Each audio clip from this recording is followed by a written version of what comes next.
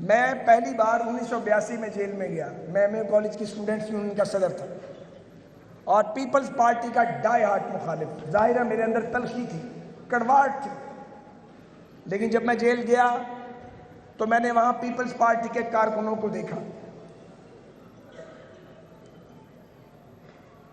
کسی نے پیمفلٹ لکھا تھا, کوئی آمریت کو للکار رہا تھا, کوئی جمہوریت زندہ باد کا نعرہ لگاتا تھا. 10-10 20-20 سال کی قید کاٹ رہے تھے. کچھ کوڑے کھا کے وہاں آرام سے بیٹھے تھے اور ان کی پیشانی پہ کوئی شکن نہیں تھی. میرے نظریات بدلنا شروع ہوئے, میری تلخی اور نفرت میں کمی آنے لگی اور میں نے محسوس کیا کہ ذوالفقار علی بھٹو مرحوم اور مصطفیٰ کھر کی فسطائیت کا انتقام یا بدلہ ان کی اولاد, ان کی جماعت یا ان کے کارکنوں سے نہیں لیا جا سکتا. یہ ناانصافی ہوگی.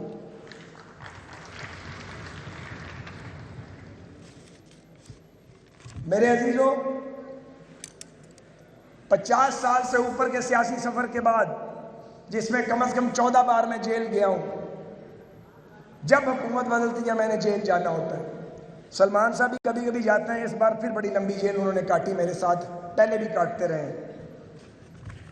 اور مختلف ادوار دیکھنے کے بعد اور اپنے ہاتھ سے لڑائی لڑنے کے بعد, اور جو لڑائی لڑی اپنے طالب علمی کے دور میں, اس لڑائی کے بعد, ان سے دوستی کے بعد, میں یہ سمجھتا ہوں کہ لڑائیاں, جھگڑے اور فساد اور طاقت کا استعمال ریاست کو آگے لے کے نہیں جا سکتا. بدقسمتی سے, میں آج چند منٹ لوں گا, بدقسمتی سے کیا میں پاکستان کے فوراً بعد ہمارے بابائے قوم ہم سے بچھڑ گئے. ہندوستان کے بابائے قوم 19 سال زندہ رہے, وہاں جمہوریت آ گئی, وہاں جاگیرداروں, سرمایہ داروں اور فوجی جرنیلوں کا گٹھ جوڑ نہیں بنا. گٹھ جوڑ بنا اور پھر کبھی نہیں ٹوٹا.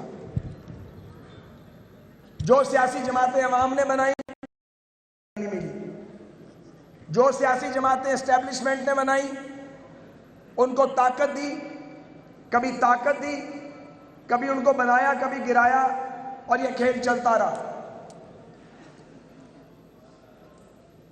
اس ملک میں مادر ملت سے لے کے آگے تک پاکستان بنانے والوں کو اور ان کی اولادوں کو ملک دشمن, غدار اور قومی سلامتی کے دشمن قرار دیا گیا.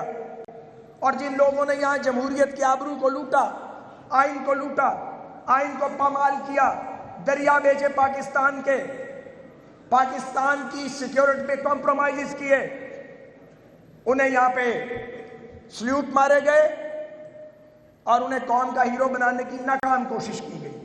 وہ کوشش کبھی کامیاب نہیں ہوئی, اور جب کوئی ڈکٹیٹر گیا پیچھے اس کا کوئی نام لیوا نہیں بچا. میں سوچتا ہوں کہ کیا پاکستان کے سارے وزیر اعظم غدار تھے؟ کیا ایک بھی محب وطن نہیں تھا؟ کسی کو بھی مفر نہیں ہے؟ اور کیا سارے چیف جسٹس اور آرمی چیف محب وطن تھے؟ ان سے پوچھنے والا کوئی نہیں ہے. کیسے چل سکتا ہے 24 کروڑ کا ملک؟ اس طرح نہیں چل سکتا, کیونکہ پاکستان کے بانیوں نے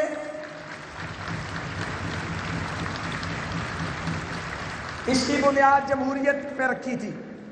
پاکستان گوریلا وارفیئر کے ذریعے حاصل نہیں کیا گیا, پاکستان ووٹ کی طاقت سے حاصل کیا گیا. یہی وجہ ہے کہ جمہوریت ہمارے خمیر میں موجود ہے. ہم سے جمہوریت چھینی جاتی ہے, ہم پھر جمہوریت پہ واپس آ جاتے ہیں. ہمارے جمہوری لیڈروں نے بھی بڑے بڑے کارنامے سر انجام دیے ہیں, ایسے کارنامے کے سر پیٹنے کو دل کرتا ہے.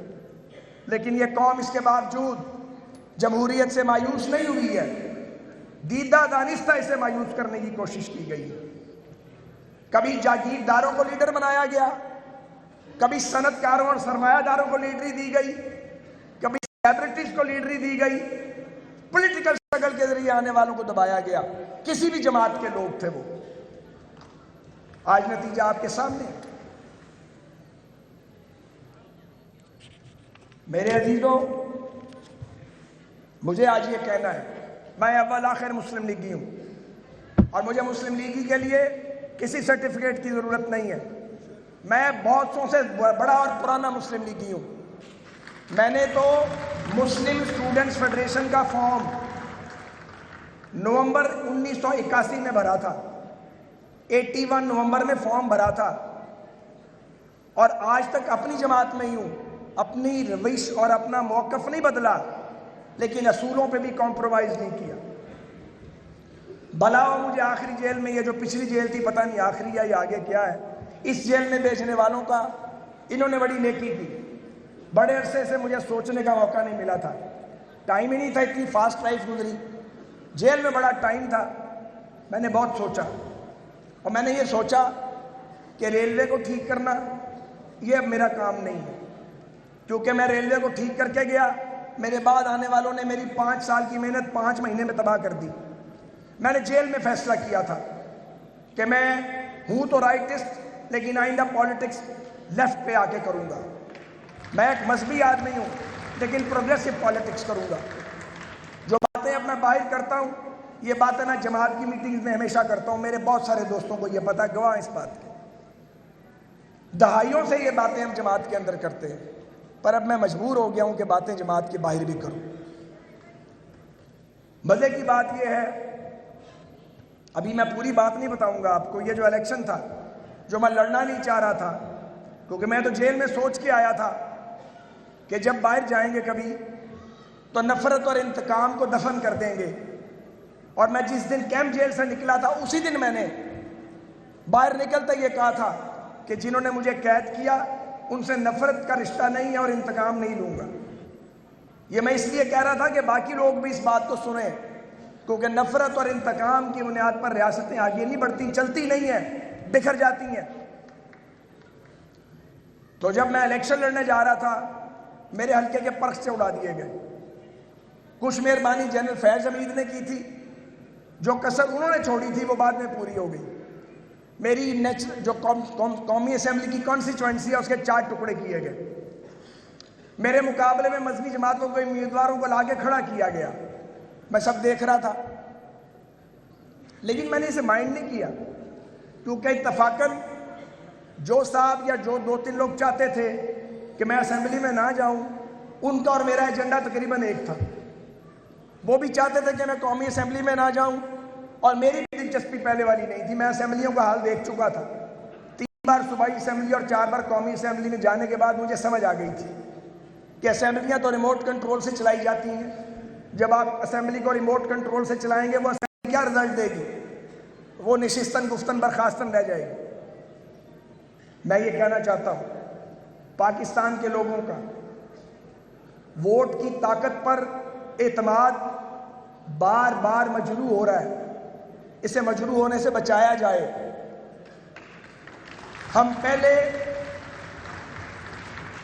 پی آئی کو سمجھاتے تھے, انہیں سمجھ نہیں آتی تھی, وہ میں رگڑا جانے پہ تلے ہوئے تھے.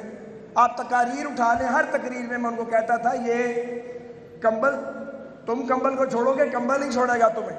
انہیں سمجھ ہی نہیں آتی تھی, وہ ماننے سننے کے لیے تیار ہی نہیں تھے.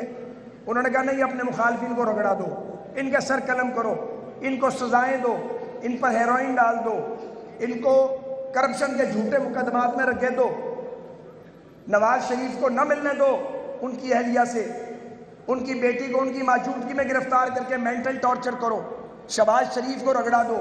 ہماری ساری پارٹی کو رگڑا لگا.